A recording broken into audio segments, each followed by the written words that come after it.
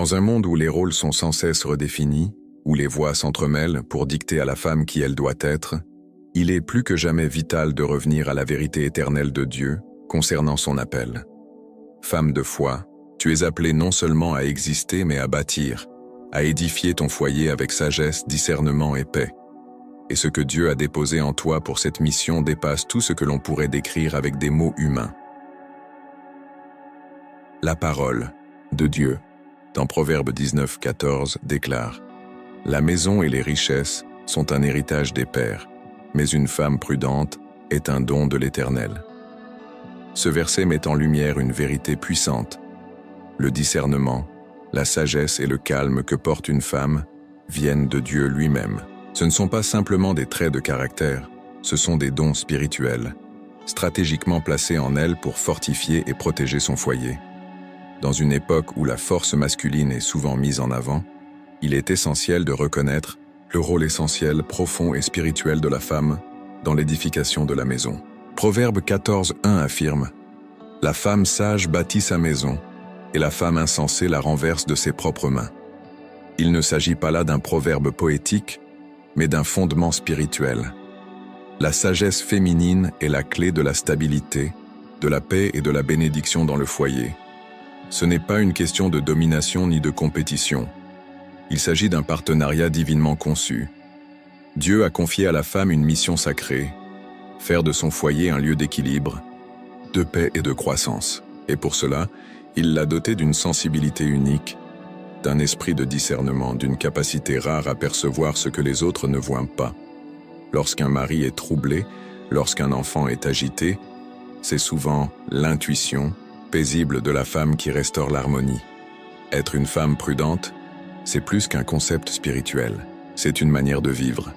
C'est la capacité à analyser chaque situation avec calme, à anticiper les conséquences, à répondre avec sagesse plutôt que par impulsion.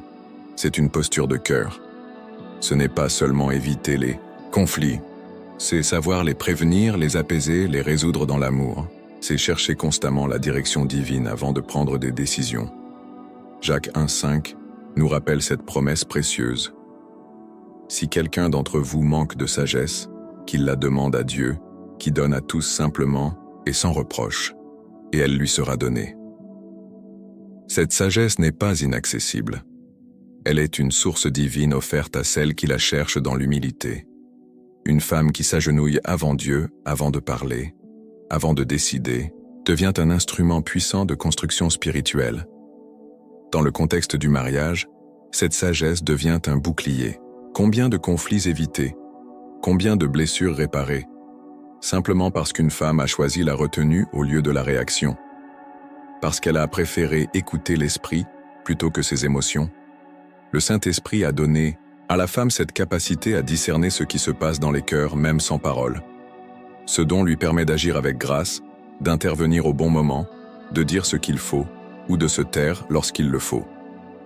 C'est ainsi que la femme devient gardienne du foyer, non pas par domination, mais par intercession, par douceur, par sagesse. Son influence façonne l'atmosphère de la maison. Elle en fait un sanctuaire de paix, un refuge, un lieu de sécurité. Et ce pouvoir ne dépend ni de son âge, ni de son statut, ni de son expérience. Il dépend de son cœur connecté à « Dieu, femme de foi, vous avez reçu un trésor ». Ce trésor, c'est votre capacité à bâtir dans l'invisible, à poser des fondations solides, non avec des briques, mais avec des prières, à élever des murs de protection non avec des matériaux, mais avec des paroles de foi. Votre sagesse est un don de Dieu. Elle est nécessaire, elle est puissante, et elle peut transformer toute une génération. Il est temps de reprendre conscience de ce rôle sacré, de refuser les distractions du monde qui cherchent à minimiser cette vocation. Vous êtes des piliers. Vous êtes des architectes spirituels. Et chaque décision prise dans la prière, chaque mot prononcé dans l'amour, chaque silence offert dans la paix, est une pierre de plus posée dans l'édifice que Dieu vous a confié. Être une femme sage dans un monde qui valorise la rapidité, l'apparence et la réussite extérieure est un véritable défi spirituel. Pourtant, c'est précisément dans ce tumulte que Dieu appelle la femme à se distinguer non par la force ou la domination, mais par la profondeur, le calme, la prière et la sagesse. C'est dans ce monde pressé que la femme de Dieu devient un repère de stabilité, un phare de paix, un modèle de tempérance. La sagesse que Dieu accorde n'est pas simplement une intelligence naturelle ou un instinct féminin.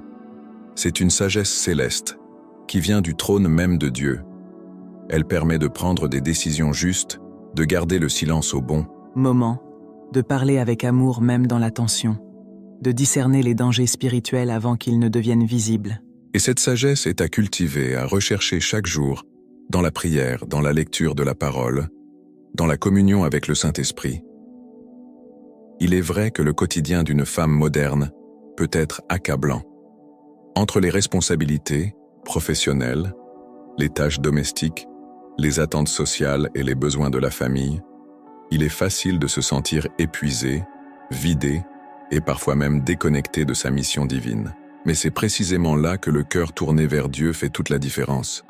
Car la sagesse ne s'acquiert pas par la force, mais par la soumission au Saint-Esprit. Quand une femme prend un moment pour s'agenouiller, pour dire « Seigneur, je ne sais pas comment faire aujourd'hui, mais je te fais confiance », elle attire la faveur divine sur sa maison. Dieu répond toujours à une prière sincère. Il renouvelle les forces, éclaire les pensées, pacifie les émotions. Il donne la lucidité nécessaire pour éduquer les enfants avec amour, pour soutenir le mari avec respect, pour affronter chaque décision avec clarté. La sagesse féminine devient alors une source inépuisable de bénédiction. Elle se reflète dans les décisions discrètes mais puissantes du quotidien. Une femme sage sait que sa parole peut élever ou abattre. Elle choisit donc ses mots avec soin. Elle comprend que son attitude influence l'atmosphère spirituelle de la maison. Elle veille donc à préserver la paix, à éviter les disputes, à semer la confiance. Et ce qui est encore plus admirable, c'est que cette sagesse ne brille pas pour attirer l'attention. Elle agit dans le silence, dans l'humilité, dans la persévérance. La femme sage ne cherche pas à dominer mais à bâtir. Elle n'impose pas, elle inspire. Elle ne crie pas, elle apaise. Elle ne manipule pas, elle conduit avec douceur. Et dans cette posture, elle reflète le caractère même de Christ. Il est essentiel de rappeler que cette sagesse a un impact sur l'avenir. Ce n'est pas seulement le présent qui est influencé.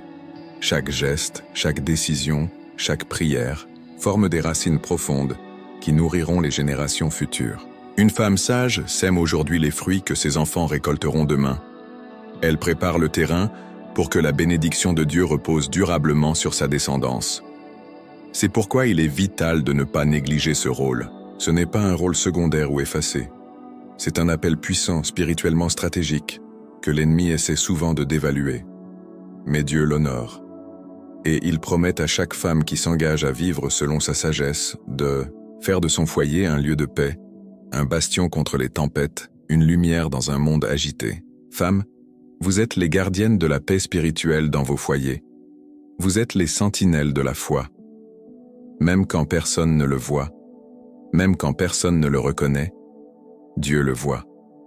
Dieu honore votre fidélité, votre patience, votre douceur, et il vous fortifie. Alors ne baissez pas les bras face aux difficultés. Ne laissez pas le découragement voler votre appel. Demandez à Dieu de renouveler votre sagesse chaque matin, de faire de vous une femme forte dans l'esprit, paisible dans l'âme et douce dans le cœur, car c'est ainsi que vous deviendrez une colonne spirituelle, une source d'inspiration et un canal de bénédiction pour toute votre maison. La sagesse d'une femme se manifeste de manière la plus profonde dans sa capacité à transformer les atmosphères, à apaiser les tensions et à semer la paix dans les moments de tempête. Ce pouvoir, bien que silencieux, est immense. Il ne repose pas sur l'autorité imposée, mais sur l'influence spirituelle. Une femme conduite par Dieu devient un point d'ancrage dans sa maison, un repère de sécurité et d'équilibre pour ceux qui l'entourent. C'est dans les petits choix quotidiens que cette sagesse se révèle. Elle apparaît dans une réponse calme face à une provocation, dans une prière discrète au lieu d'une confrontation, dans un mot d'encouragement au moment juste. Une femme sage comprend que sa maison est un territoire sacré, un espace que Dieu lui a confié, non seulement pour l'habiter, mais pour le gouverner spirituellement. Et elle ne le fait pas avec arrogance, mais avec une humilité qui attire la présence de Dieu. Le véritable pouvoir d'une femme sage n'est pas dans sa capacité à contrôler, mais dans sa capacité à se soumettre à Dieu, à chercher sa volonté, à demander son avis, à suivre ses principes. C'est cela qui fait d'elle une bâtisseuse, non pas une simple habitante, mais une architecte spirituelle. Elle comprend que ses paroles façonnent, que son comportement influence, que sa foi ouvre des chemins. Quand une femme choisit de parler avec douceur plutôt qu'avec colère, elle construit. Quand elle choisit de prier plutôt que de critiquer, elle fortifie.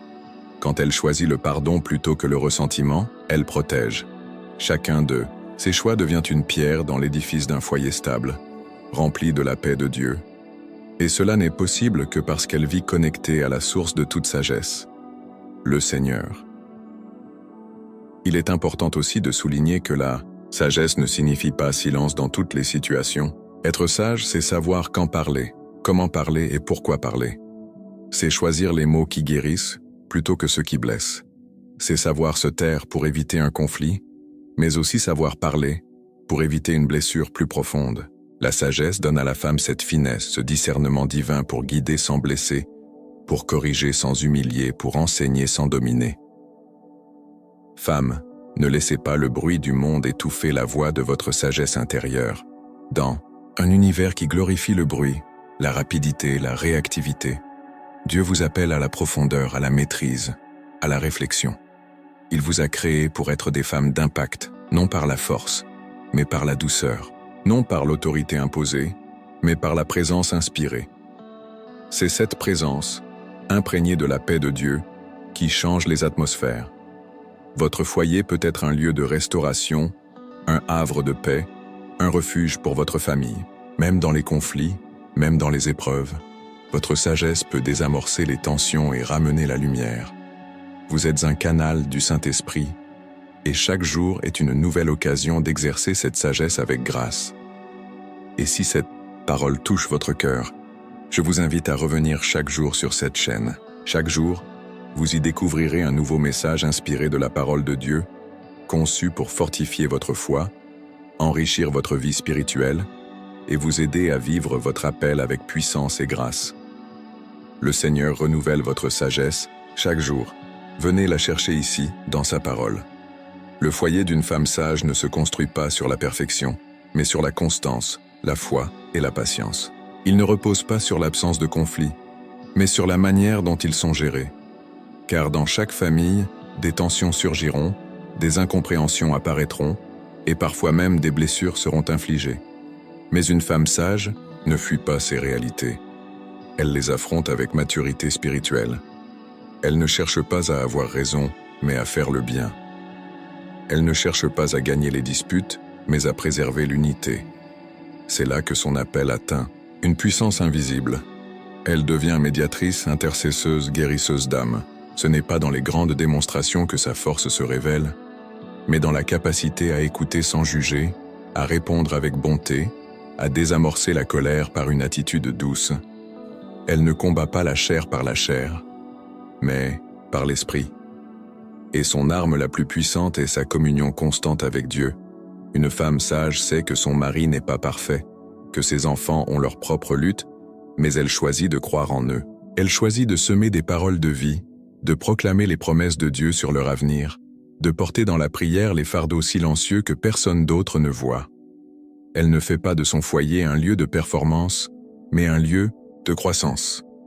Elle accepte les failles, mais elle ne se résigne pas. Elle corrige avec amour, elle élève avec foi.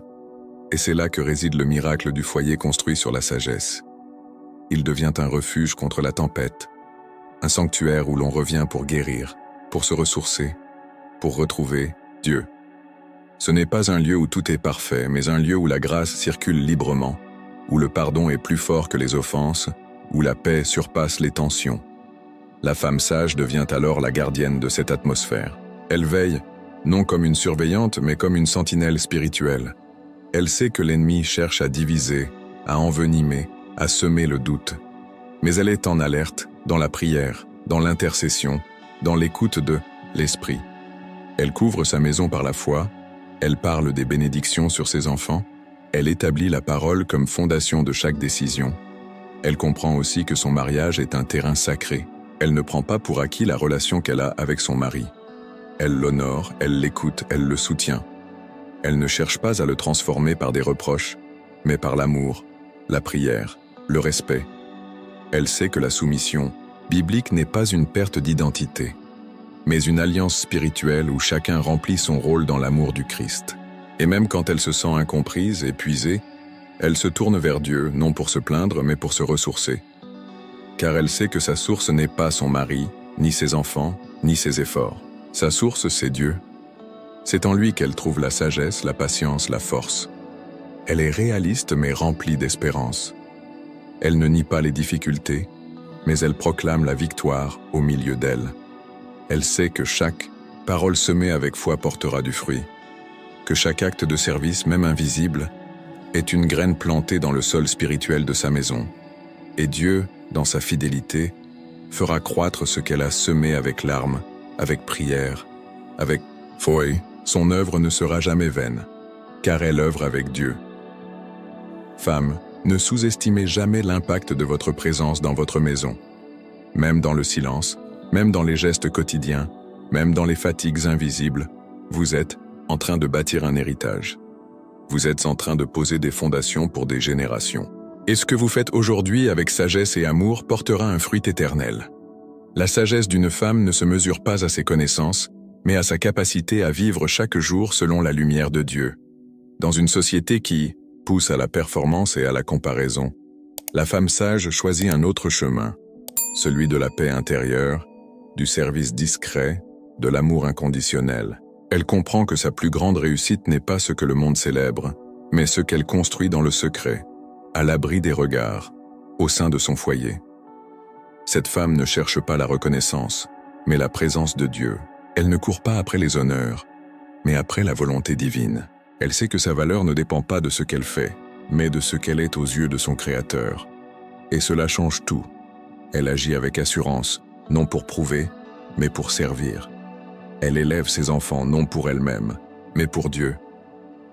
Elle soutient son mari non par devoir, mais par alliance. Tout ce qu'elle fait est imprégné d'un sens spirituel profond. Être une femme sage, c'est aussi savoir s'éloigner du bruit, du chaos des influences extérieures, pour entendre la voix de Dieu. C'est refuser de se laisser façonner par les standards du monde et choisir d'être modelé par l'esprit.